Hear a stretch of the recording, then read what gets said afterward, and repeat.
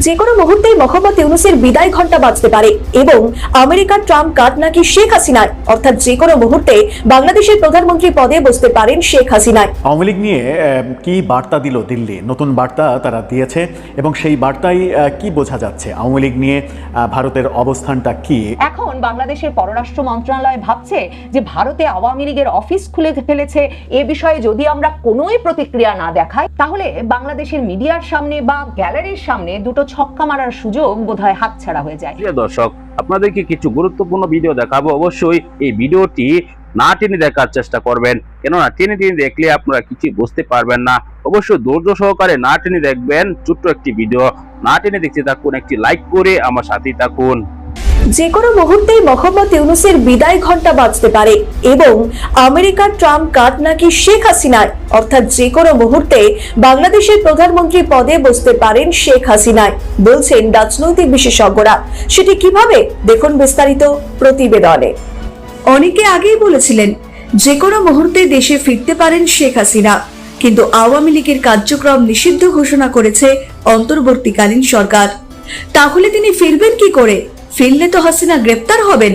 অনেকে বলছেন একটি তত্ত্বাবধায়ক সরকার গঠন করা হবে বাংলাদেশে, আর সেই তত্ত্বাবধায়ক সরকারের আমলে 6 মাসের মধ্যেই নির্বাচন হবে এবং এর মধ্যে দিয়ে শেখ হাসিনা নির্বাচনে অংশগ্রহণ করে ফের ক্ষমতা হাতে নেবেন বলে জানা যাচ্ছে। এই তত্ত্বাবধায়ক সরকার আওয়ামী লীগ সরকারে থাকাকালীন সংবিধান থেকে মুছে ফেলেছিল। তখন অন্যান্য রাজনৈতিক দলগুলো চাইতো এই তত্ত্বাবধায়ক সরকারের আওতায় নির্বাচন করাতে। এখন শেখ হাসিনা চাইছেন তত্ত্বাবধায়ক সরকার এনে নির্বাচন করাতে, কারণ এখন হাইকোর্ট তত্ত্বাবধায়ক সরকারের পক্ষে রায় দিয়েছে। অর্থাৎ প্রধান উপদেষ্টা মোহাম্মদ ইউনূসের বিদায় ঘণ্টা বেজে গিয়েছে বলে মত ওয়াকিবহাল মহলের। কূটনৈতিক বিশেষজ্ঞরা বলছেন এই মুহূর্তে আমেরিকা ইউনূসকে চাইছে না, শেখ হাসিনাই এখন ট্রাম্প কার্ড। হাসিনা ইউনূস নাকি ওয়াকার? বৃহত্তর বাংলাদেশের সব খবর দেখতে নজর রাখুন নিউজ বর্তমানে। আমলে বিএনপি চাইছে নির্বাচন হোক, তারা এখন আর তত্ত্বাবধায়ক সরকার চাইছে না। এদিকে বঙ্গবন্ধুর হত্যা দিবসের দিন বাংলাদেশের সাবেক প্রধানমন্ত্রী শেখ হাসিনা জাতির উদ্দেশ্যে ভাষণ দিয়েছিলেন। ভাষণের শেষ লগ্নে এসে তিনি বলেন, নির্বাচন পরিচালনার জন্য একটি তত্ত্বাবধায়ক সরকার দরকার, যে সরকারের ধারণা নিজেই একদিন মুছে ফেলেছিলেন বাংলাদেশের আইন থেকে। এদিকে জানা যাচ্ছে শেখ হাসিনা সরকারের পতনের পর অন্তর্বর্তীকালীন সরকারের বেশ কিছু লোকজন বাংলাদেশের হাইকোর্টে মামলা করেন এবং তারা তত্ত্বাবধায়ক সরকার ফিরিয়ে আনার দাবি জানায়। তত্ত্বাবধায়ক সরকার ফেরানোর পক্ষে হাইকোর্টের রায় দিয়ে দিয়েছে। তবে হঠাৎ শেখ হাসিনা কেন তত্ত্বাবধায়ক সরকার চাইলেন? এমনকি শেখ হাসিনার আমলে যারা তত্ত্বাবধায়ক সরকার চাইতো সেই বিএনপি এখন কেন চাইছে না? রাজনৈতিক বিশেষজ্ঞরা বলছেন এই মুহূর্তে দাঁড়িয়ে শেখ হাসিনা তত্ত্বাবধায়ক সরকার চাইছেন, তার পিছনে অনেকগুলি কারণ রয়েছে। প্রথমত বিএনপিকে চাপে ফেলা, অর্থাৎ যারা শেখ হাসিনার আমলে একই বিষয় সুর চড়াতো সেই অস্ত্র দিয়েই বাজিমাত করতে চাইছে আওয়ামী লীগ নেত্রী। আওয়ামী লীগ নিয়ে কি বার্তা দিল দিল্লি? নতুন বার্তা তারা দিয়েছে এবং সেই বার্তায় কি বোঝা যাচ্ছে? আওয়ামী লীগ নিয়ে ভারতের অবস্থানটা কি এবার বোধহয় নতুন করে আবারও স্পষ্ট করতে চাইল তারা। আমরা জানি গতকালকেই আমরা আমাদের একটা ভিডিওতেও বলেছিলাম যে বাংলাদেশ সরকার থেকে দিল্লিকে চিঠি দেওয়া হয়েছে, বিবৃতি দেওয়া হয়েছে যে আওয়ামী লীগ ভারতে রাজনৈতিক কর্মকাণ্ড করছে, অফিস নিচ্ছে, এই ধরনের কর্মকাণ্ড তারা যেন করতে না পারে সেজন্য দিল্লিকে ব্যবস্থা গ্রহণ করার জন্য বলা হয়েছে। সেই চিঠির জবাব যেভাবে দিল্লি দিল তাতে অন্য ধরনের বার্তা রয়েছে কিনা, যে বার্তার মাধ্যমে বাংলাদেশকে তারা কিছু একটা বোঝাতে চাইলো কি সেটা একটু বোঝার চেষ্টা করবো এই ভিডিওতে থাকবে। দর্শক, বলছিলাম আওয়ামী লীগ নিয়ে ভারত বার্তা দিয়েছে। আওয়ামী লীগের সভানেত্রী শেখ হাসিনা সহ আওয়ামী লীগের টপ পর্যায়ের বহু নেতা ভারতে রয়েছেন। 5 আগস্টের পট পরিবর্তনের প্রেক্ষাপটে তারা ভারতে পালিয়ে গেছেন। আমরা জানি ভারতে তারা অবস্থান করছেন। এরই মাঝে নানা রকমের চটকদার খবরও আমরা শুনছি যে ভারতে থেকে নেতারা কি করছেন, কেউ হেয়ার ট্রান্সপ্ল্যান্ট করছেন, কেউ রান্নাবাড়ি করছেন, কেউ অনলাইনে মিটিং করছেন, কেউ এটা করছেন ওটা করছেন। এর মাঝে কক্সবাজারের এক এমপি, তাকে নিয়ে গণমাধ্যমে খবর হয়েছে তিনি নাকি একা একা রান্না করে খাচ্ছেন।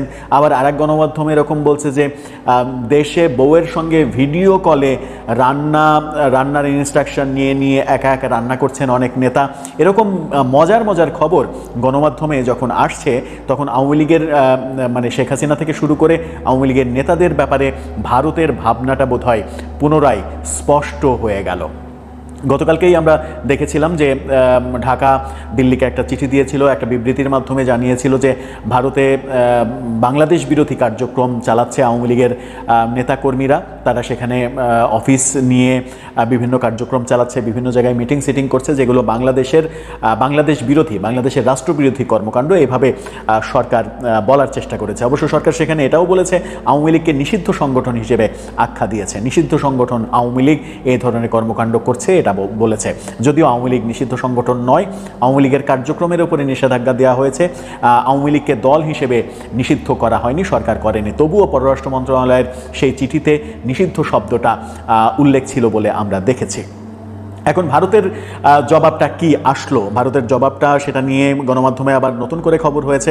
সেই খবরের শিরোনামটাও আপনারা দেখে নিতে পারেন। সেখানে বলা হচ্ছে ঢাকার বিবৃতির জবাব দিল্লির, কথিত আওয়ামী লীগ সদস্যদের বাংলাদেশ বিরোধী তৎপরতার বিষয়ে ভারত অবহিত নয়, এমনটা জানিয়েছেন ভারতের পররাষ্ট্র মন্ত্রণালয়ের মুখপাত্র রণধীর জয়সওয়াল।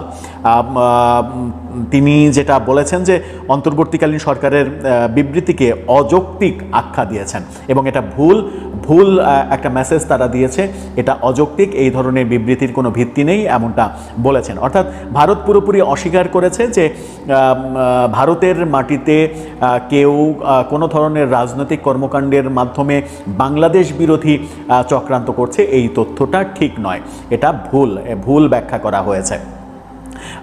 বাংলাদেশের বিবৃতির বিষয়ে সাংবাদিকদের জবাবে পাল্টা বিবৃতিতে ভারতীয় মুখপাত্র বলেছেন, দেশের ভেতরে কথিত আওয়ামী লীগ সদস্যদের কোনো ধরনের বাংলাদেশ বিরোধী কর্মকাণ্ড কিংবা ভারতীয় আইন পরিপন্থী কোনো কার্যকলাপের বিষয়ে ভারত সরকার অবগত নয়। আরও বলা হয়েছে, ভারত সরকার তার মাটিকে ব্যবহার করে অন্য কোনো দেশের বিরুদ্ধে রাজনৈতিক কর্মকাণ্ড পরিচালনা করতে দেয় না, অতএব বাংলাদেশের অন্তর্বর্তীকালীন সরকারের দেয়া বিবৃতি একেবারে অযৌক্তিক। বাংলাদেশের জনগণের ইচ্ছা ও ম্যান্ডেট নির্ধারণে অবিলম্বে অবাধ, সুষ্ঠু ও অন্তর্ভুক্তিমূলক নির্বাচন অনুষ্ঠিত হবে বলে ভারতের আশা পুনর্ব্যক্ত করেছেন তিনি। অর্থাৎ আবারও অন্তর্ভুক্তিমূলক নির্বাচনের কথা বলেছেন, সেই মেসেজটা দেওয়ার চেষ্টা করেছেন। অন্তর্ভুক্তিমূলক নির্বাচন মানেই হচ্ছে আওয়ামী লীগকে নির্বাচনে অংশগ্রহণ করতে দিতে হবে। তার মানে ভারতের স্ট্যান্ডের এতটুকু পরিবর্তন হয়নি।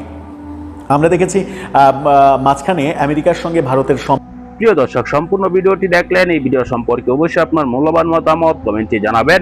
পরবর্তী ভিডিওগুলো নিয়মিত সবার আগে পেতে চ্যানেলটিকে সাবস্ক্রাইব করে পাশে থাকা বেল আইকনটি অন করে রাখবেন। ভিডিওতে একটি লাইক করে শেয়ার করে অন্যদেরকে দেখার সুযোগ করে দিবেন। দর্শক, এই মুহূর্তে বিদায় নিচ্ছি, দেখা হবে পরবর্তী কোনো গুরুত্বপূর্ণ ভিডিওতে। ভালো থাকুন, সুস্থ থাকুন, আসসালামু আলাইকুম।